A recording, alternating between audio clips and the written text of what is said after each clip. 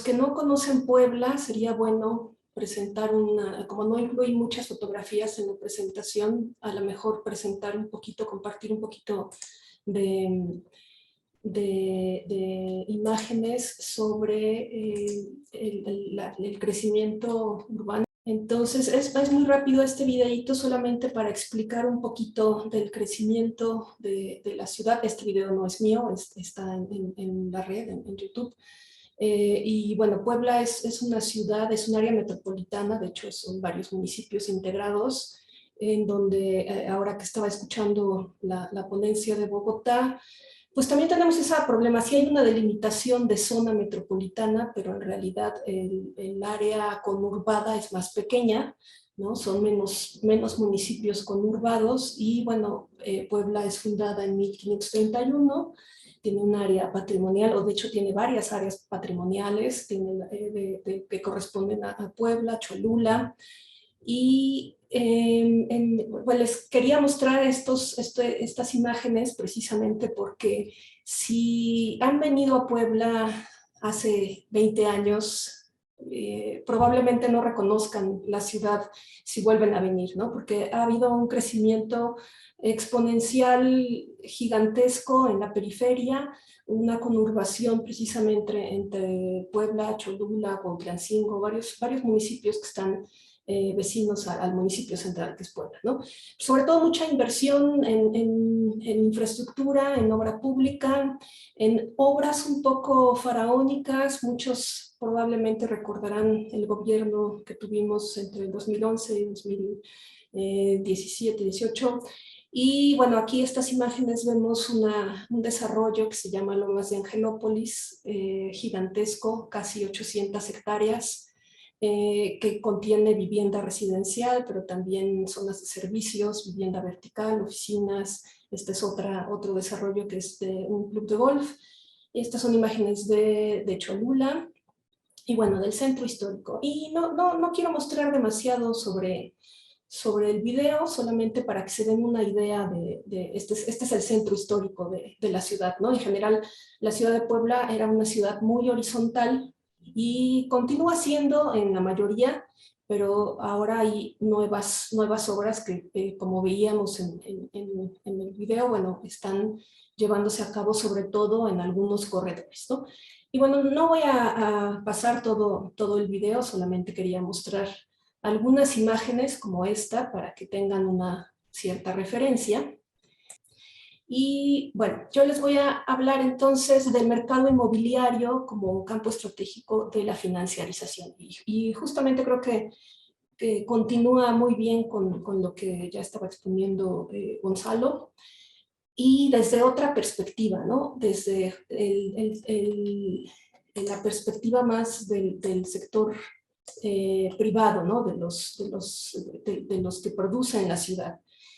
Y bueno, como les mencionaba, en Puebla hemos visto en los últimos años una expansión en la periferia muy dispersa, muy rápida, que integra zonas rurales, zonas urbanas y que se lleva a cabo a partir de conjuntos habitacionales de interés social, pero también fraccionamientos residenciales, zonas de servicios, industria, y que ha impactado mucho la reconfiguración, ha reconfigurado la periferia, ¿no? De una ciudad compacta y horizontal, pues ahora tenemos una estructura bastante insular, ¿no?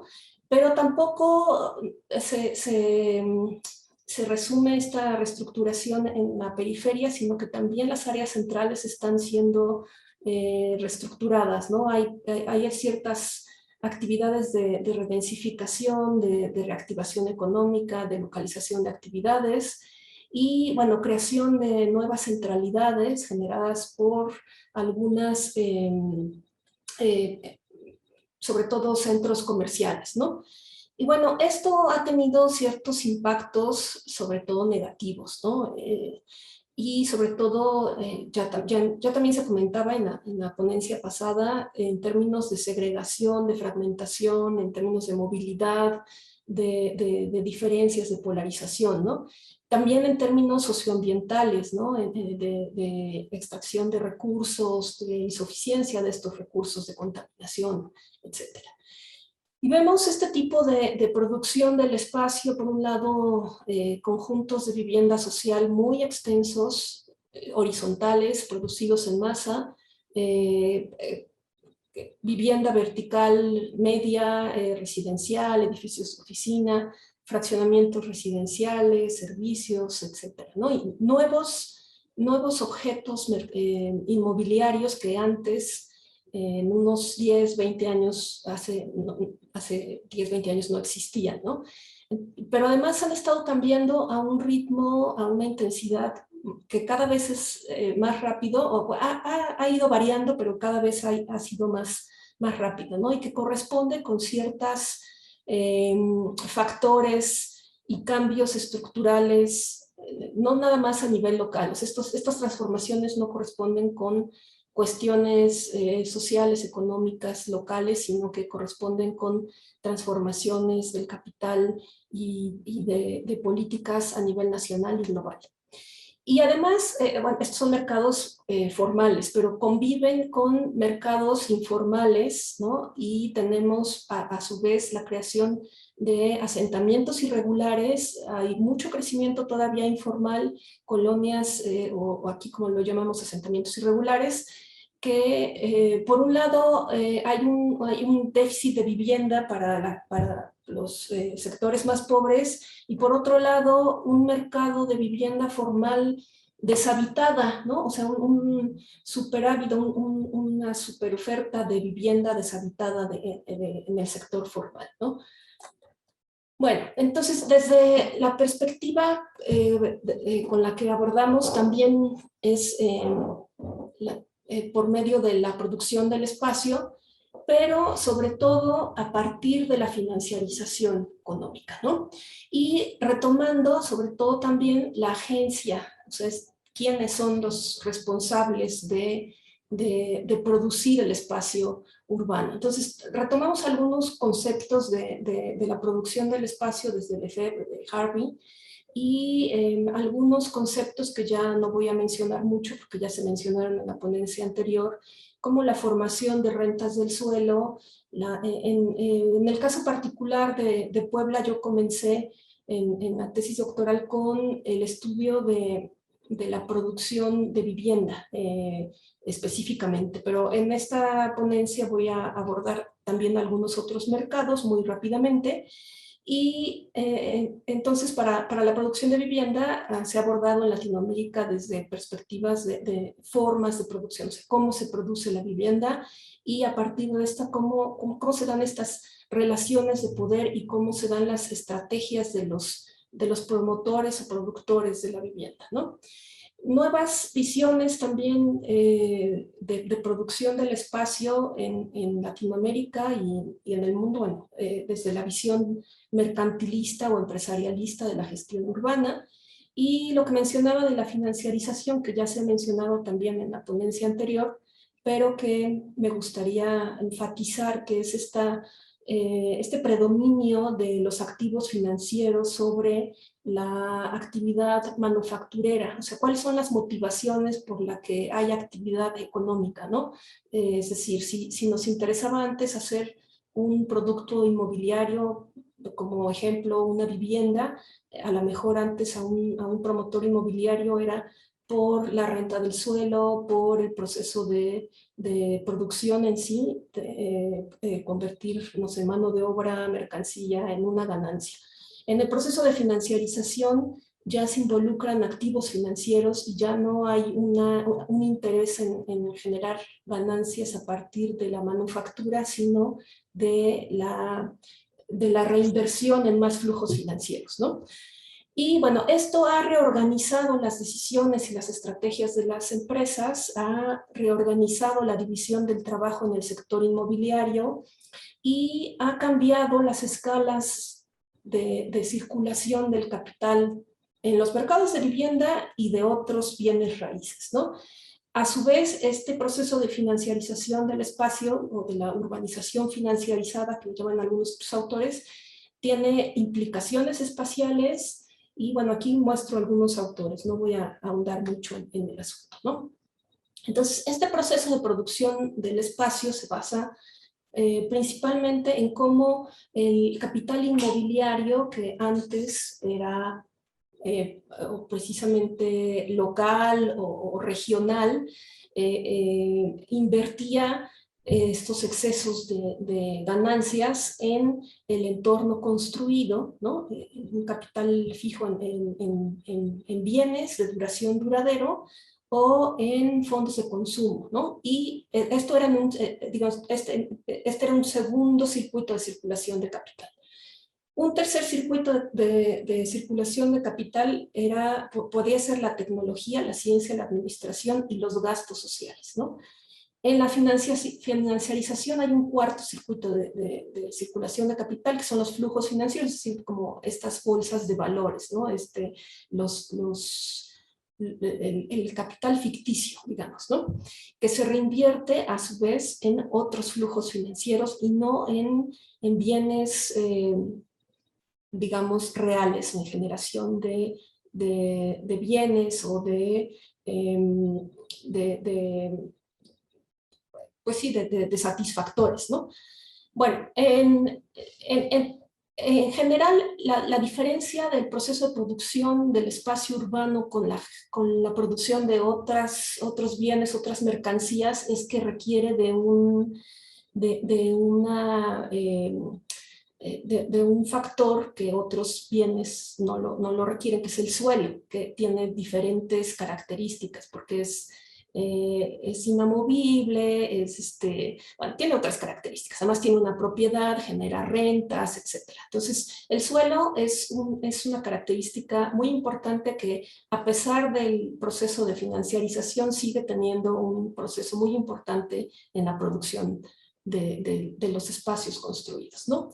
Como mencionaba anteriormente, también intervienen las distintas formas de producción. Ya mencionaba que hay producción formal, producción informal, distintas motivaciones, ¿no? Se produce para vender, para rentar, se produce de manera para habitar colectivamente, individualmente, etcétera, ¿no? Y hay distintos actores y distintos procesos, distintas fases en este proceso de producción, ¿no? Interviene el mercado del suelo, procesos de provisión de infraestructura, de gestión, de permisos, de trámites, necesitamos gestión de financiamientos, procesos de industrialización, de consumo, etc. Y además, uno muy importante, que prácticamente la ponencia anterior hablaba un poco más de esto, era los procesos de regulación urbana que nos dicen qué es lo que se puede producir, ¿no? Yo no voy a hablar tanto de esto, sino más de los actores del sector privado que intervienen en estos fases de la promoción inmobiliaria, digamos, es el concepto teórico. Y que anteriormente a la financiarización ya existía, ¿no? Pero a partir de la financiarización generan, y ya lo mencionaba también Gonzalo, generan procesos de innovación espacial y de destrucción creativa que producen nuevos productos y a su vez un nuevo entorno construido que genera ciertas externalidades, ¿no? Bueno, entonces en todas estas fases encontramos un actor o casi en todas las fases hay un actor que está inmerso, que es el promotor, o como lo llaman en la literatura anglosajona, el desarrollador inmobiliario, ¿no? Está desde que necesitamos o estamos en proceso de buscar el suelo donde vamos a elaborar un proyecto para ver si es viable, si lo podemos comprar, etcétera, desde el proceso de elaboración, de gestión, de revisión de normatividad, de la elaboración del proyecto, el proceso de urbanización, de edificación. En el proceso, incluso algunos ya tienen un proceso de producción de insumos, o sea, ellos mismos producen sus insumos. ellos mismos han entrado, y aquí cambió mucho en esta fase, con la financiarización, entraron al proceso de financiar el mismo proceso de producción del espacio urbano, ¿no? Y fortalecieron este proceso de circulación de las mercancías inmobiliarias, ¿no? Y además, bueno, aquí los pongo como entes individuales, pero forman redes o coaliciones de crecimiento y, bueno, ya espero me dé tiempo a hablar más o menos de ellos, ¿no? Además, este proceso de producción del espacio se da en distintas escalas, espaciales, pero también escalas temporales, ¿no? Y en dimensiones también distintas de análisis, ¿no? Entonces, han pasado distintos cambios estructurales que mencionaba a nivel global, sobre todo que han reconfigurado la economía y la política mundial, que han afectado la escala nacional, que han cambiado las regiones y que se ven, que se ven implícitas, ¿no? Que se ven manifiestas socioespacialmente a nivel local, a nivel metropolitano, a nivel de construcción de innovaciones inmobiliarias, de diversificación tipológica, diversificación morfológica urbana, ¿no? Entonces, no voy a utilizar tanto esta lámina porque me gustaría pasar. Tengo aquí unas líneas de tiempo para platicar precisamente de estas dimensiones y estos cambios a nivel global y nacional que impactaron en la escala del área metropolitana de Puebla, ¿no? Que son las políticas neoliberales en las dimensiones política, económica, tanto financiera como productiva, ¿no? Entonces, estas principales reformas o cambios estructurales se dan a partir de los 90, como bien sabemos, y tenemos principalmente cambios bueno, en la parte de arriba voy a hablar de cambios financieros, y aquí más cambios que tienen que ver con el suelo, con la vivienda, con organismos que regulan el proceso de producción del espacio, ¿no? Entonces tenemos algunos procesos como el FOBAPROA, cambios en la ley bancaria, la privatización de la banca, y estos procesos son, creo que, los más relevantes que podemos mencionar, ¿no? El Tratado de Libre Comercio de América del Norte y el Consenso de Washington dan pie precisamente a la financiarización, a la desregulación, a la apertura y a la privatización de los procesos de producción del espacio de vivienda y de otros bienes raíces, ¿no? En el caso de la vivienda, a partir del Consenso de Washington hay un concepto que se llama habilitamiento del mercado, que lo sigue al pie de la letra en la política mexicana de ese entonces, a partir de la desregulación de la vivienda y las reformas de los principales organismos de vivienda, que le ceden la producción o la provisión, ¿no? Ellos eran responsables de generar los conjuntos de vivienda para los sectores obreros o trabajadores. Y además también tenemos una reforma sobre el suelo, ¿no? Sobre los ejidos. No se podían vender los ejidos, y a partir del 92 se puede vender, ¿no? Tenemos por ahí también más adelante la crisis del 94-95, el cambio, bueno, por ahí la creación de las sociedades financieras de objetos,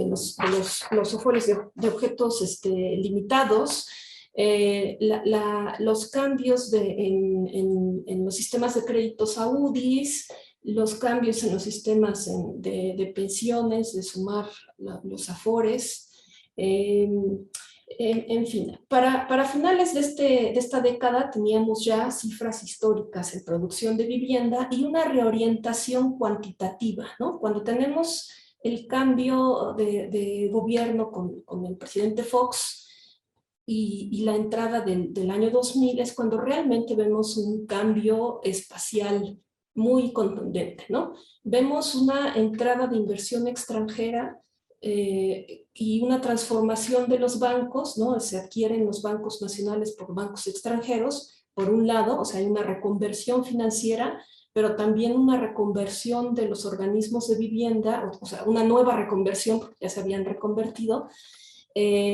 reformas a la ley del mercado de valores. Este es un cambio muy importante, que es la creación de los bonos respaldados por hipotecas o certificados bursátiles que son titularizados o respaldados, digamos, artificialmente en las bolsas de valores. En el 2004, Infonavit empieza también a emitir certificados bursátiles que se llaman, o sea, son bonos respaldados por hipotecas que se llaman CEDEVIS. Fobiste hace lo mismo en el 2007. Por ejemplo, en el 2005 se generan otro tipo de sociedades de capital bursátil, sociedades anónimas bursátiles, sociedades anónimas promotoras de inversión bursátiles. En fin, se genera un cambio financiero importante, ¿no? Se habla mucho de la parte institucional, pero hay poco todavía, bueno, ya últimamente ya hay más revisión de la parte financiera, ¿no?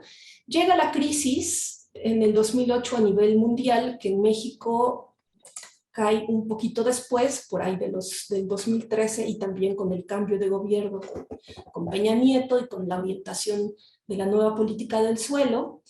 Un poquito antes se crean las fibras o estos fideicomisos de inversión en bienes raíces, que son vehículos para adquirir, administrar o construir bienes raíces, que son parecidos a los REITs o los Real Estate Investment Trust, que son grupos de inversión de activos inmobiliarios.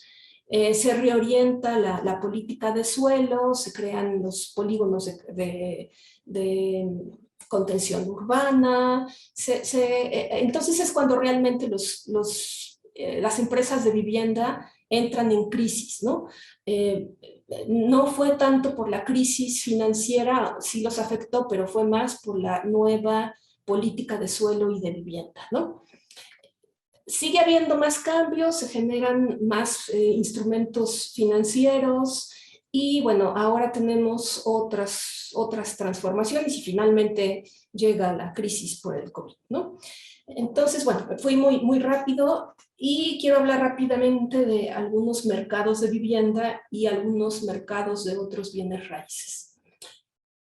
Pues sí, espero que tengan muy buena memoria para ver estos cambios que les platicaba entre los 90s y 2000s, como vean principalmente Infonavit. Esta es una gráfica de distribución de acciones y de montos, y vean cómo antes del 2008 las acciones de vivienda crecieron pero de una manera increíble, ¿no? Sobre todo a partir del 2000, es decir, cuando entra Fox con su política cuantitativa de vivienda.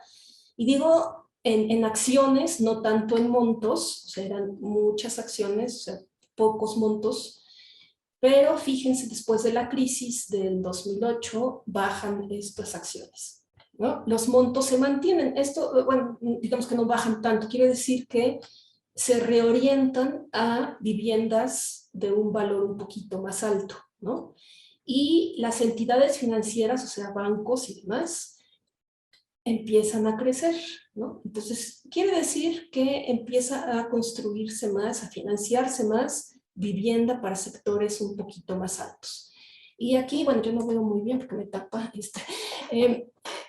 aquí les puse una gráfica de crecimiento de población, para una tabla de crecimiento de población de hogares y de las 4 ciudades más grandes del país, donde tenemos que Puebla es la cuarta, pero lo que nos llama la atención no es tanto el crecimiento de población, sino un gran crecimiento de hogares y de viviendas, ¿no? Y bueno, eso ahorita lo vamos a recordar para que lo tengamos en mente. Yo en la tesis de doctorado hice el estudio precisamente de estos promotores de vivienda. Sin ahondar mucho, hay distintas formas de producción del espacio habitable. Puede ser promocional, no promocional. La promocional puede ser mercantil o social. Yo me basé en la promocional privada y en los principales, o sea, los que impactaron más, ¿no? Y sobre todo en grupos muy grandes, en los consorcios nacionales que desarrollaron grandes conjuntos y en los promotores fraccionadores que no construyeron vivienda, o sea, que generaron lotes urbanizados, pero que generaron grandes comunidades como esta que les mencionaba de Lomas de Angelópolis. Entonces, en el caso de los grandes consorcios de vivienda, estos, para los que son de México, pues todos los reconocerán y probablemente si son de Latinoamérica también, porque algunos fueron a construir también fuera de México. Estos consorcios comenzaron desde los 70s, 80s como subcontratistas de Infonavit o de Fobiste, y después de la reforma del 92 se convirtieron en promotores inmobiliarios y se encargaron de todo el proceso, ¿no? Desde la adquisición del terreno, la planeación del conjunto, la decisión de la localización, del nivel socioeconómico al que se iba a dirigir la vivienda, el número de vivienda, la gestión del suelo, etcétera, etcétera, ¿no? Además, comenzaron, y este es el proceso que cambia todo, comenzaron, y aquí les pongo, a cotizar también sus acciones en la bolsa, se bursatilizaron, ¿no? Aquí les pongo también, perdón, la clase de empresa en la que se volvieron, la mayoría, no todos, hay algunos como Sadasi que no se ha bursatilizado y hasta eso sigue subsistiendo a lo mejor gracias a eso, ¿no? Todas estas son empresas provenientes o de la Ciudad de México, del Estado de México, del norte del país. O sea, no son empresas locales y sin embargo dominaron la producción de vivienda en el mercado de Puebla a partir de los años 90, ¿no? Comenzaron a llegar justamente a finales de los 90s y bueno, aquí les tengo un mapa resumen, ¿no? de algunas de las promociones, bueno, más bien de las promociones que hicieron en la periferia. Y bueno, algunos datos importantes, aquí esta mancha que ven al centro es la delimitación de la zona histórica para que tengan una idea del crecimiento entonces de la zona histórica de la ciudad. Este polígono, no sé si alcanzan a verlo, estos dos polígonos son dos reservas territoriales que se generaron en 1993 con un proyecto regional de desarrollo para ordenar supuestamente el crecimiento, es decir, antes de los 90 todo este sector no existía, ¿no? Y supuestamente se iba a construir vivienda social, y digo supuestamente porque ha pasado otra cosa, ¿no? Y entonces aquí fue cuando llegaron Geo Ara a comenzar a construir viviendas de interés social, así este tipo de, no tan grandes, pero este tipo de conjuntos. Posteriormente llegaron otros promotores y bueno, han construido, por ejemplo, conjuntos de hasta casi 15,000 viviendas, ¿no? Bueno, han ocurrido muchas cosas, ¿no? De la crisis, con el tiempo, algunas de las empresas han quebrado, algunas han reestructurado, algunas se han deslistado de la bolsa de valores, algunas han subsistido, otras llegaron después, pero una de las estrategias que implementaron fue construir, pero para clases más, o para sectores más altos, ¿no? Entonces, en términos muy generales, a partir de que comenzaron a adquirir estrategias bursátiles o a tener estrategias corporativas, es que tuvieron esta organización tipo holding, ¿no? De tener una empresa holding con subsidiarias, y tuvieron entonces esta división del trabajo, ¿no? Una integración vertical, una especialización, más capitalización, un aseguramiento de la demanda, porque por un lado las Sonavis como Infonavit sobre todo les aseguraba compradores y por otro les daba créditos puente, generaron nuevos esquemas de cofinanciamiento, asesorías financieras, etcétera, ¿no? Otra estrategia, o estrategias territoriales, en el caso de esta expansión territorial, fue diversificarse geográficamente hacia mercados potenciales, como en el caso de Puebla, donde había más disponibilidad de tierra a partir también de la reforma del suelo, con menores riesgos, donde también los gobiernos estatales, locales, pues los apoyaron, ¿no? Y además podían instaurar estas políticas de economías de escala, ¿no? Producir en masa con esta innovación tecnológica, de producir ellos mismos sus suministros, estandarizar sus procesos y generar estos paisajes homogeneizados y generar una producción más barata, ¿no? Pero con menos calidad, ¿no? Además, también se basaron mucho en estrategias de comercialización. Entonces, estas estrategias surgen a partir de la financiarización de sus procesos. Dentro de los otros mercados, bueno, aunque también comenzaron a construir para clases un poquito más altas, ¿no? Dentro de los otros mercados que les mencionaba, los grandes fraccionadores, voy a mencionar sobre todo el caso de Lomas de Angelópolis, que es este conjunto que está aquí en el sur poniente, que es enorme y que no deja de crecer. Son también grupos, estos casi sí son grupos locales, pero que también empiezan a tener negocios. Ellos implementan más negocios basados en las rentas del suelo. Sus beneficios son principalmente la renta del suelo, ¿no? La ganancias por rentas diferenciales, pero también empiezan a tener estrategias corporativas, porque se generan alianzas o relaciones de poder con socios financieros, con capitales transnacionales, y tienen relaciones políticas muy importantes, y entonces empiezan también a innovar espacialmente y a generar nuevos esquemas de cofinanciamiento. La clase media empieza a poder adquirir más lotes, más viviendas. Generan, por ejemplo, un modelito de macrolotes que pueden vender tanto a desarrolladores de viviendas secundarios, o sea, venden lotes completos para que un desarrollador de vivienda llegue y genere ahí un conjuntito, o para lotes de servicios o lotes de vivienda vertical, etcétera, ¿no? Y también nuevos usos, híbridos, nuevas morfologías, etcétera. Una nueva morfología que en Puebla no existía realmente es la verticalización, ¿no? Vemos este tipo de producción vertical que no tengo muchas imágenes, y que podemos encontrar, he tratado de mapearla, y el corredor que se genera lo vemos claramente alrededor del corredor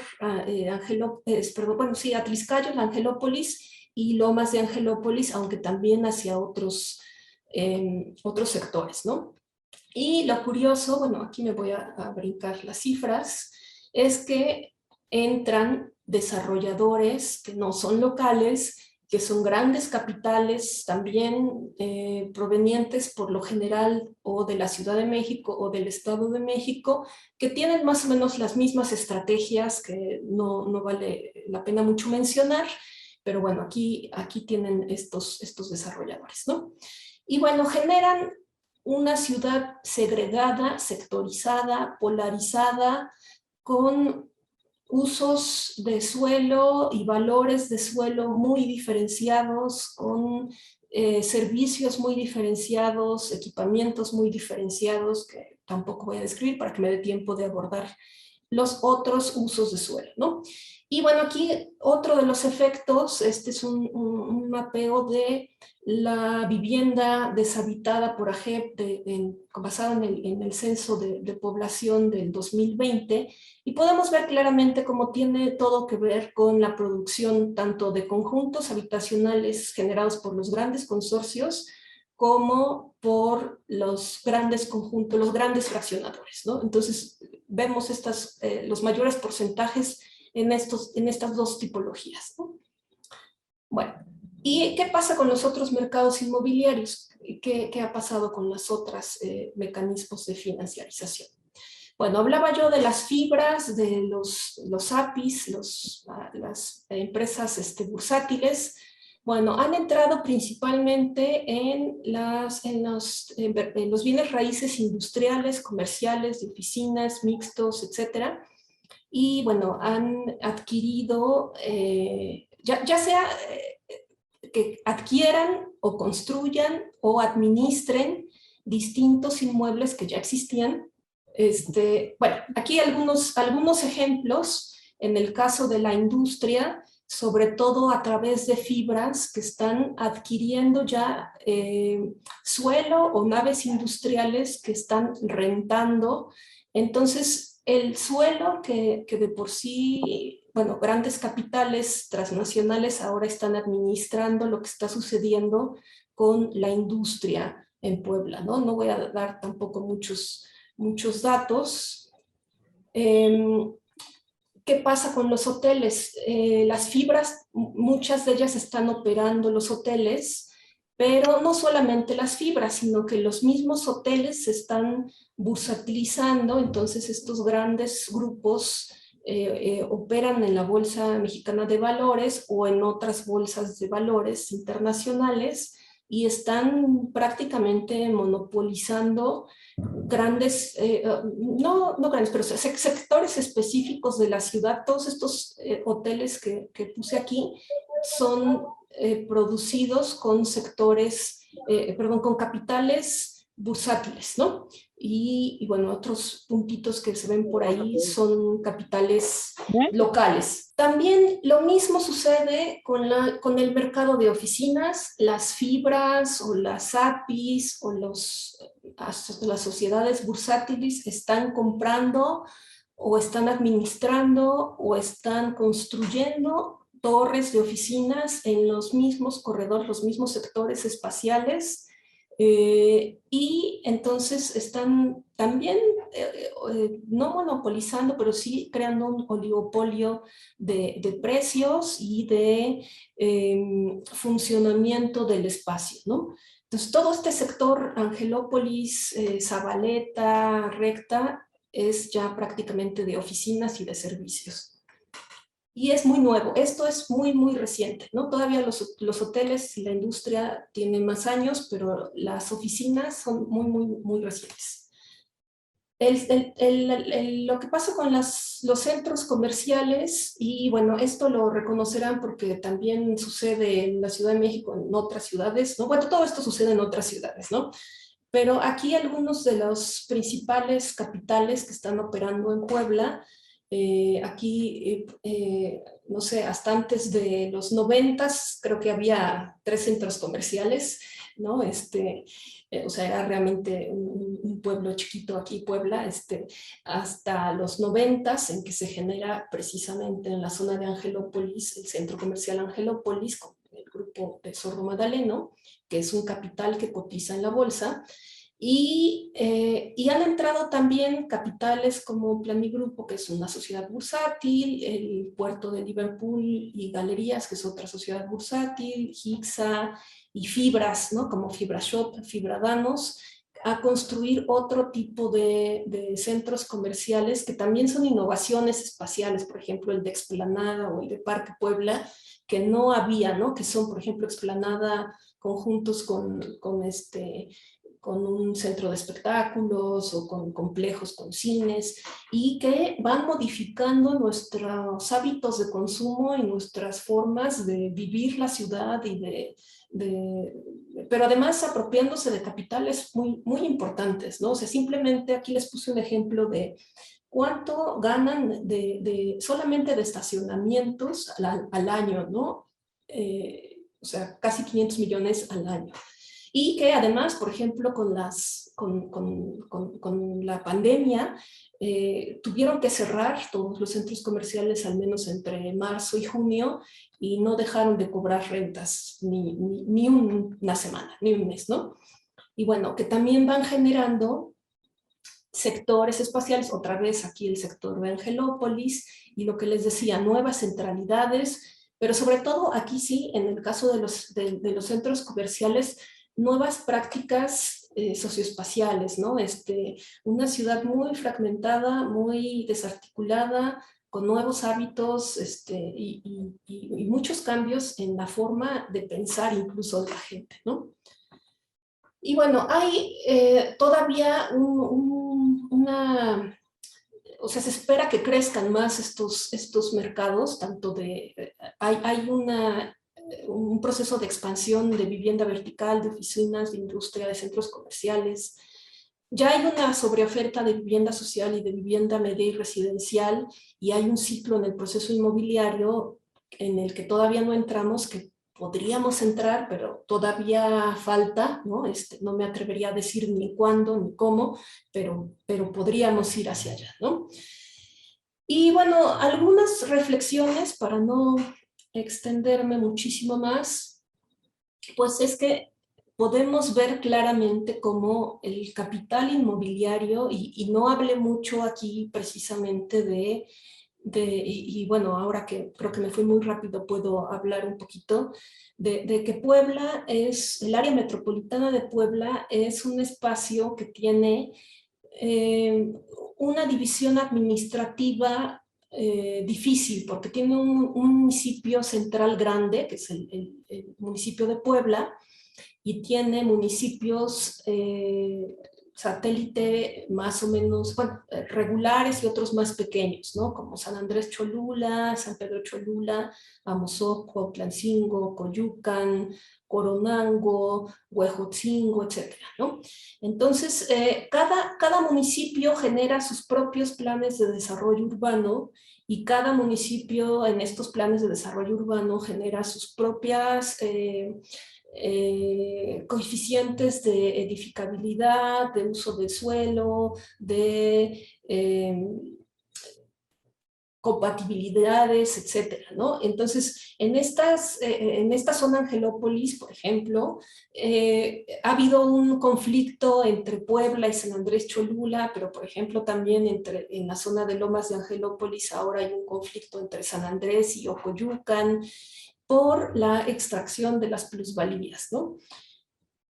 No he hablado tampoco de cómo hay inversión de capital global en la generación de infraestructuras, porque bueno, ya era demasiado, ¿no? Es demasiada información. Pero finalmente el capital inmobiliario es el factor que decide cómo está produciéndose la ciudad, ¿no? El caso de Puebla es un ejemplo, pero lo podemos ver en cualquier ciudad latinoamericana. Y cómo estas reformas que dieron paso al reacomodo de las relaciones entre los actores, porque, bueno, si nos vamos a ver aparte quiénes son los dueños de las empresas y que a lo mejor quién es el miembro del consejo de una empresa de vivienda es también miembro del banco financiero y a su vez es miembro de la Canadevi y de Infonavit y de etcétera. Bueno, vemos que son grupos o élites muy, muy poderosos, ¿no? Y que además tienen relaciones con sector financiero global muy importantes. Entonces, ellos son los que están definiendo realmente lo que estamos haciendo en las ciudades, y creo, ya lo mencionaba también Gonzalo en su ponencia anterior, en arquitectura y en urbanismo a veces estamos muy preocupados de la forma y de la función, y nosotros no estamos decidiendo nada, ¿no? Estamos sirviendo, somos peones de lo que los grandes capitales, que ni siquiera son locales, deciden qué va a pasar con el espacio urbano, ¿no? Estos grupos de poder son los que están haciendo el desarrollo urbano y son los que deciden qué tipo de vivienda se va a construir, dependiendo si hay que salvar la empresa porque hay crisis, entonces deciden ya no hacer vivienda social, sino enfocarla a la vivienda media.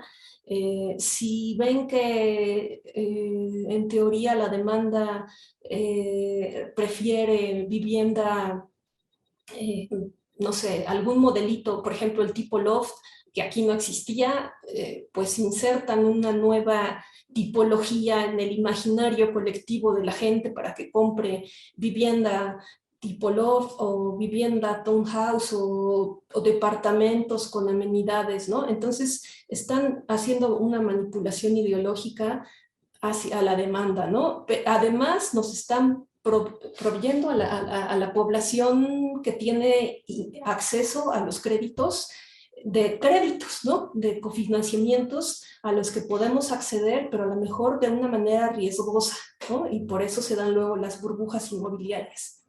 Y entonces eh, pues diversificación y esta producción tan extensa de bienes inmobiliarios, pues proviene de decisiones, quién sabe de dónde, ¿no? Pero son procesos de gente con experiencia y con asesoría que ya ha hecho estos procesos en otros lados y los está aplicando, ¿no? Y entonces las empresas adoptan estas estrategias copiando estos modelitos y además porque tienen el capital suficiente, porque hay reservas de tierra suficiente, porque hay acceso a suelo, es posible acceder al suelo, incluso los mismos ejidatarios se prestan, entran al negocio, algunos los presionan, algunos les extraen el agua, algunos pues protestan, pero no es suficiente, ¿no? Y bueno, entonces esta diversificación de productos, más allá de pensar que la ciudad es próspera, o sea, próspera para quién, ¿no? Estamos generando una ciudad próspera, copiando modelos que está generando una acumulación de capital para los mismos capitales que están generando más capital en otros lugares, ¿no? En realidad la ciudad no es próspera para los mismos habitantes.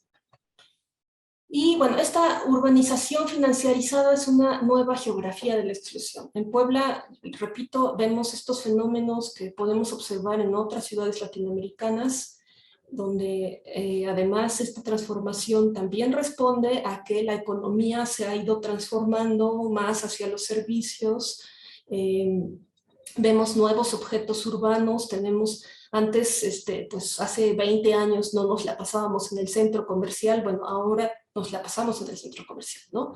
Y hay un incremento de inequidad y de segregación, no solamente residencial, ¿no? En todos los usos del suelo hay segregación y lo que sucede es que se generan unas condiciones propicias para que lleguen nuevos inversionistas, más desarrolladores inmobiliarios, y nosotros creemos que la ciudad es próspera, pero en realidad estamos generando patrones de acumulación y patrones de hegemonía de empresas transnacionales y multinacionales y perdiendo nuestra gobernanza local, ¿no?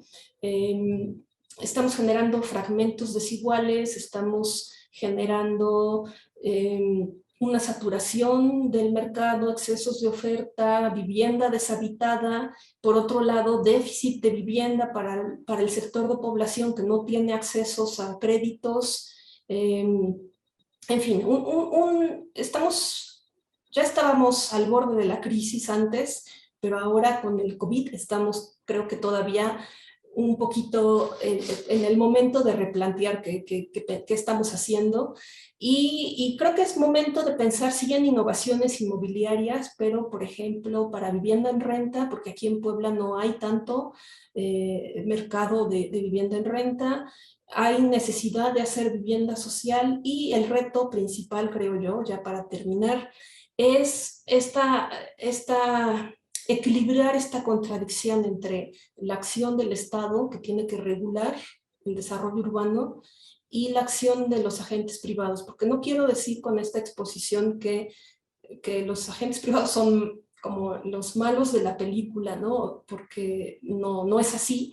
O sea, hay desarrolladores incluso que están muy involucrados con generar procesos cada vez más sanos, porque precisamente sus propias empresas han quebrado por no hacer estos procesos sanos, pero es como un círculo vicioso que va, la misma exigencia de los accionistas va generando estos procesos, ¿no? Entonces hay que regular la cuestión financiera, la cuestión de la oferta, la demanda, los precios, el sector tecnológico, las políticas de suelo, las políticas de vivienda, la gobernanza, etcétera. Y bueno, ya creo que es todo.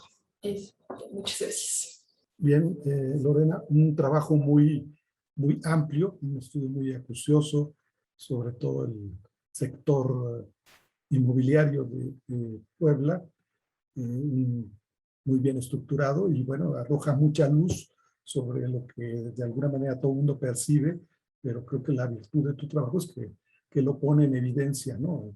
Establece los procesos y identifica a los actores de una manera muy clara y sus efectos territoriales. Creo que esa es una aportación que tu trabajo hace, una aportación académica al conocimiento de algunas cosas que percibes, que intuyes en la ciudad, pero que no tienes las evidencias concretas. Y en ese sentido te felicito ampliamente. Pero bueno, yo apuntaría, no tenemos muchas preguntas, no, más bien no hay preguntas, solo hay felicidad. Te mandan felicidad. Perdón, hice algo. Sí, te mandan algunas felicitaciones por tu trabajo. Voy a ver el chat, no lo encuentro. No encuentro preguntas. Felicitaciones de Alejandro Farfán, de Enrique Rodríguez, Bravo. Gonzalo Correal, que dice felicitaciones, excelente reflexión y valiosa contribución. Gracias por todos los aportes. Alejandro Farfán, comentario. Cierto, Lorena, todo lo maneja el mercado. Te pintan proyectos incluyentes que no lo son y te dicen que es para mejorar la colonia o el barrio, pero fomentan gentrificación y privilegios para todos. Esos son algunas de las comentarios que han llegado.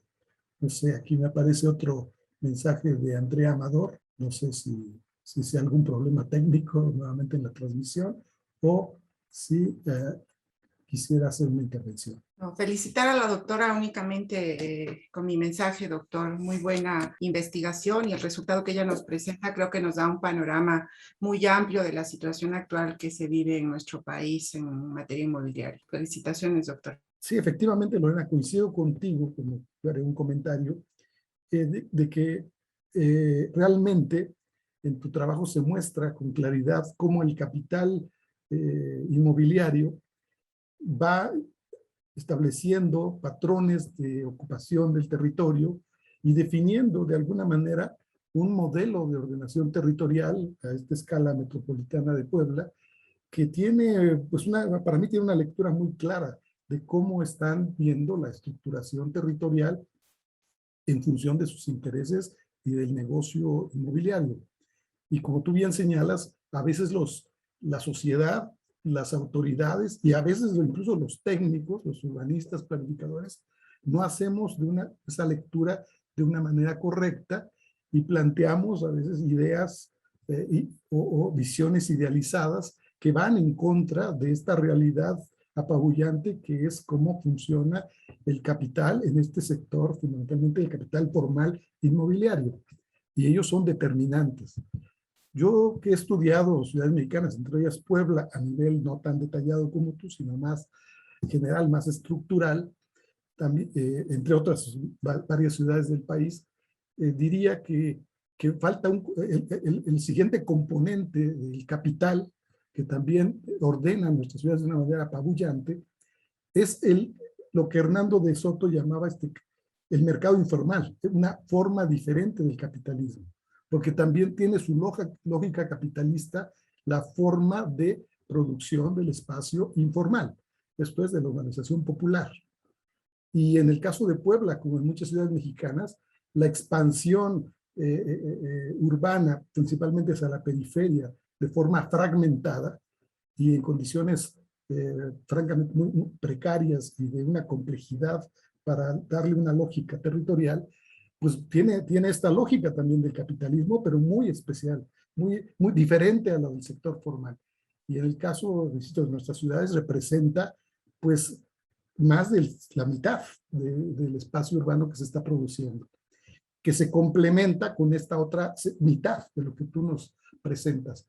Y no tienen la misma lógica, pero son vertientes finalmente de un proceso de apropiación capitalista del territorio. Y eso es lo que está produciendo en nuestras ciudades. Y creo que los planificadores no estamos haciendo la lectura adecuada, porque bueno, es muy complejo y hay demasiados intereses en juego, pero a veces pecamos de mucha ingenuidad, ¿no? También en nuestros enfoques disciplinares, o pensamos que la legislación, estamos llenos de legislación. El caso de Gonzalo no lo cité, pero yo tengo muchos vínculos con Colombia y realmente estoy abrumado por la cantidad de leyes que tienen. Yo creo que no hay país en América Latina que tenga más leyes que Colombia. Para todo tienen leyes. Y entonces es una verdadera maraña normativa, donde todo está normado, pero muy pocas cosas funcionan. Entonces, lo mismo pasa en México. Podemos tener un sistema legal, un sistema institucional, planes, programas, pero que van por un lado y la realidad va por otro. La realidad del capital. Y eso es lo que prima en nuestro país y en todos aquellos que estamos en la esfera del mundo capitalista. Y creo que es la mayoría de los países, si no estoy equivocado, ¿no? Entonces creo que hay que entender cómo funciona el capital para poder ver qué posibilidades de incidencia tenemos en esos procesos, porque algo se puede racionalizar aún en ese esquema que parece muy ventajoso y de extrema beneficio privado, pero algo se puede canalizar para buscar un orden racional. Y como tú decías, pues apelar a los buenos desarrolladores, a gente que esté comprometida para que sus acciones sean no tan impactantes en términos negativos para el medio ambiente y para la sociedad en general. Pero bueno, en ese sentido, pues porque trabajos como los tuyos nos dan luz y nos ayudan a entender mejor estos procesos. Bien, no sé si hubiera alguien más que quisiera comentar. Sí, me gustaría comentar nada más sobre esto. Sí, no, obviamente no abordé el mercado o los mercados informales, que son varios, porque hay mercados de alquileres, que por ejemplo me gustaría recomendar a Pedro Abramo para este tema. Y bueno, hay otros autores, pero él es uno de los que ha estudiado mucho este tema. Sí, y es uno de los porcentajes mayores de producción del espacio en las ciudades latinoamericanas, el sector informal, y sin embargo, también este sector está siendo impactado por capital transnacional, ¿no? Hay ya capital global en todo, o sea, hasta en las farmacias de la esquina hay capital, ¿no? En donde vamos al Oxxo, o sea, en todos lados ya hay, en donde vamos a atendernos la salud, a comprar al súper, ya hay capital transnacional. Entonces, el Estado no está haciendo suficiente, bueno, de por sí no lo era, pero se le está escapando todavía más el servir, ¿no? De los espacios informales. Entonces, por ejemplo, hay trabajos sobre ahora recuerdo de la financiarización de la industria farmacéutica y la repercusión en periferias urbanas del Instituto de Geografía, y bueno, sí es muy importante, ¿no? Y retomando alguno de los comentarios que decían sobre el tema de que nos presentan de repente, nos pintan proyectos incluyentes para mejorar algunos barrios. También aquí no me dio tiempo de mencionarlo, pero por ejemplo hay un tema en el barrio del Alto, que es un barrio central, tradicional, histórico, precisamente que nos lo pintan como para rescate del barrio, y por ahí hay un capital o hay inversionistas que no sabemos muy bien cuáles sean sus intenciones, pero sí hay que tener cuidado, ¿no? Hay que ver, hay que estudiar un poquito más allá. Y eso que mencionas de que no todos son, o sea, sí hay ejercicios, sí hay ejemplos en Ciudad de México hay un organismo que se llama ARU, la Agencia de Regeneración Urbana, que precisamente hace dialogar a desarrolladores urbanos con habitantes para generar mejores proyectos urbanos, ¿no? Entonces, hay buenos ejemplos, ¿no? Tampoco hay que ser tan negativos, ¿no? Hay de dónde sacar. Sí, yo te lo comento porque, bueno, hay de todo. Yo en mi amplia vida profesional he hecho muchas cosas y he trabajado con grupos de inversionistas privados bastante poderosos en la Ciudad de México y bueno, se puede incidir en ellos, ¿no? También. Si hay argumentos y ellos ven que pueden, a partir de ideas, pueden obtener el mismo beneficio, están abiertos o mayores beneficios, están abiertos a oír propuestas alternativas diferentes al concepto que ellos ya tienen planteado como esquema de negocio. O sea que hay posibilidades también, ¿no? Pero bueno. Aquí hay otros comentarios que trataré de sintetizar para que tenga más efecto lo que su intención en la pregunta. Y una de ellas es, bueno, ¿qué papel desempeña el sector público, el gobierno, en este caso el gobierno estatal y el gobierno local en este proceso, Lorena, en el caso que tú has estudiado de Puebla? Y otra pregunta que a lo mejor podemos ligar es que en este modelo de urbanización que tú nos describes, ¿habría cabida para pensar en el concepto de ciudad próspera? Bueno, el papel del Estado, sí, por ahí creo que vi la pregunta si había corrupción. La respuesta es sí. O sea, para no ahondar mucho, ¿no? Ha habido y probablemente haya. Y lo que decía, ¿no? Es un territorio diverso. Entonces, a lo mejor en el municipio central no, pero en los municipios más pequeños sí.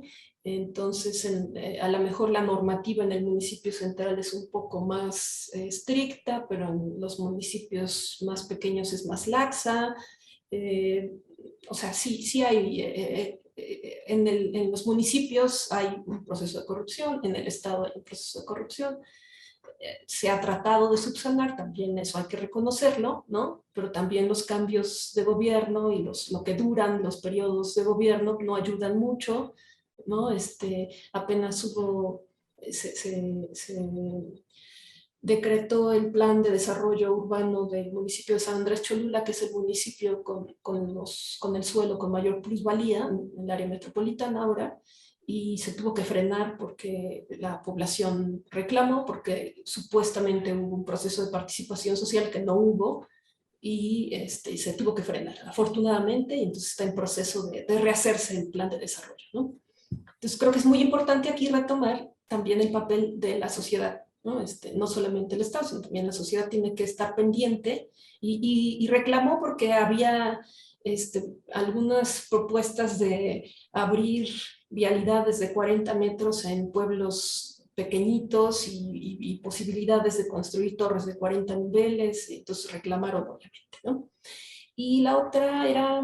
Y esta de que si en este modelo capitalista neoliberal es posible pensar en un concepto de ciudad próspera. Pues yo ya lo mencionaba, ¿no? Más bien habría que replantearse qué cosa es la ciudad próspera o qué es la prosperidad o para quién, ¿no?